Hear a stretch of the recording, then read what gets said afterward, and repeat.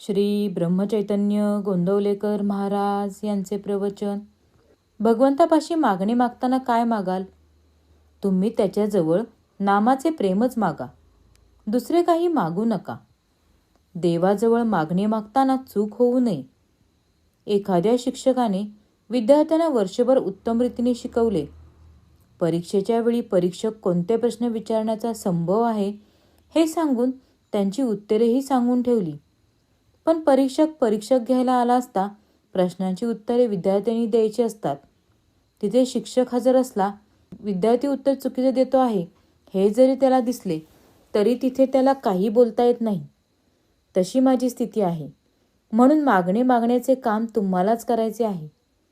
तुम्ही त्यावेळी चुकीने काही भलतेच मागू नका. एवढ्याच करता हा इशारा आहे.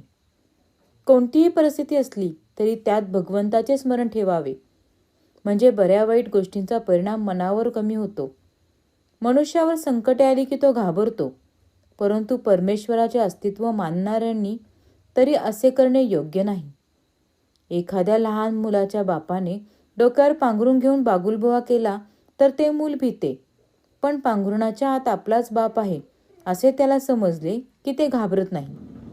त्याप्रमाणे प्रत्येक व्यक्तीने आपल्या बाबतीत घडणाऱ्या बऱ्या वाईट गोष्टी परमेश्वराच्या किंवा आपल्या गुरूंच्या इच्छेने होतात ही जाणीव ठेवावी, म्हणजे त्याला भीती वा दुःख वाटणार नाही. तसेच चांगल्या गोष्टी घडल्या तरी त्याबाबत आनंदातिरेकही होणार नाही. याकरिता सदा सर्व काळ भगवंताचे चिंतन करावे. आपल्या विचाराने ठरल्याप्रमाणे झाल्याने सुखच मिळते असे नाही.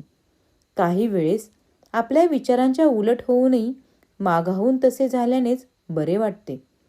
म्हणजे कोणत्याही गोष्टीचे सुखदुःख तात्काळ कळत नाही हेच खरे. म्हणून जरा वेळ थांबून सुख किंवा दुःख मानून या. कर्ज फिटताना जसा आपल्याला आनंद होतो तसा देहभोग भोगताना आपल्याला आनंद झाला पाहिजे. प्रारब्ध टाळणे म्हणजे लोकांचे कर्ज बुडवणेच होय. आपला म्हणजे मीपणाचा नाश आणि प्रारब्धाचा नाश बरोबर होतो. भगवंता, प्रारब्धाकडे आलेल्या दुःखाचा दोष तुझ्याकडे नाही. जर त्या दुःखामुळेच तुझे अनुसंधान टिकत असेल तर मला जन्मभर दुःखामध्येच ठेव असे कुंतीने भगवंताजवळ मागितले.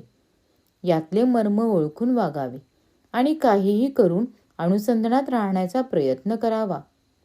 श्रीराम जय राम जय जय राम. श्रीराम जय राम जय जय राम. श्रीराम जय राम जय जय राम. श्रीराम जय राम जय जय राम.